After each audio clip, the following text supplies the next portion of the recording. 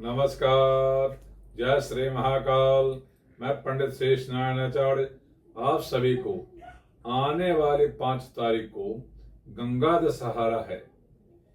इस गंगा दशहरा में जो गंगा स्नान करते हैं उनके सभी प्रकार का पुण्य की प्राप्ति होती है और किसी प्रकार का दोष होता है वो आपका समाप्त हो जाता है।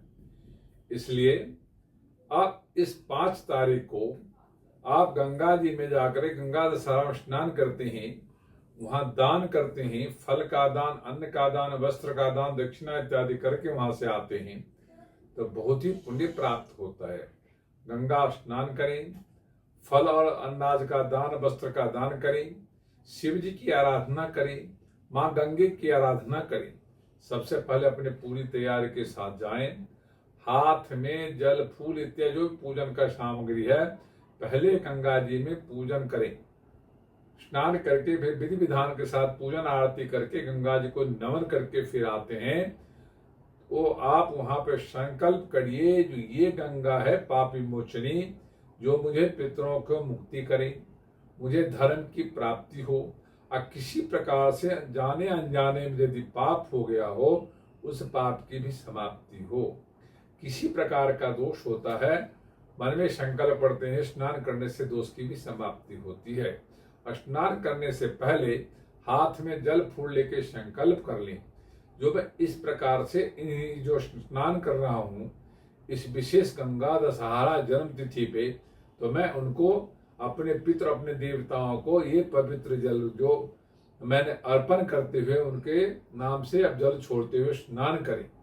स्नान ध्यान करने के बाद विधिवत अपना वस्त्र धारण करके गंगा जी के तरफ मुखाकृति करके षोडशोपचार पूजन गंगा जी के पूजन करके आरती इत्यादि करके उनके प्रदक्षिणा कर लें और उनको साष्टांग दंडवत करके और अपने देव अपने पितरों को ध्यान करते हुए अपने सभी परिवार को सुखी रहने के लिए जो गंगा दशहरा है वो परम पुण्य का, जो लोग गंगा जी के तीर नदी में नहीं जाते स्नान करने, हरिद्वार है गंगा किनारे नहीं जा सकते, वो अपने ही घर में इस तिथि में थोड़ा गंगा जल डाल करके स्नान ध्यान करके गंगा जी की ध्यान करते हुए अपने घर में ही पूजन विधान करके और अन्न फल और जल दान कर देते हैं तो शास्त्र कहता है बहुत ही पुण्य की प्राप्ति होती है।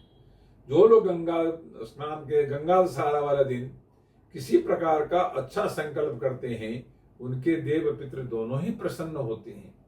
इसलिए जो लोग सनातन धर्म की आस्था रखते हैं, सनातन धर्म पे सनातन धर्म को पालन करते हैं उनके लिए ये पुण्यदायी तिथि है और इस पुण्यदायी तिथि में पुण्य प्राप्त करने के लिए गंगा जी का स्नान करना, गंगा जी का ध्यान करना, गंगा जी के पूजन करना, गंगा जी का प्रदक्षिणा करना, ये सभी पुण्य की प्राप्ति का सूचक होता है। जो लोग ऐसा करते स्नान करते हैं उनको बहुत जबरदस्त फल की प्राप्ति होती है। ये वीडियो यदि अच्छा लगा हो तो लाइक करना, सब्सक्राइब करना, शेयर करना ना भूलें। ओम शांति।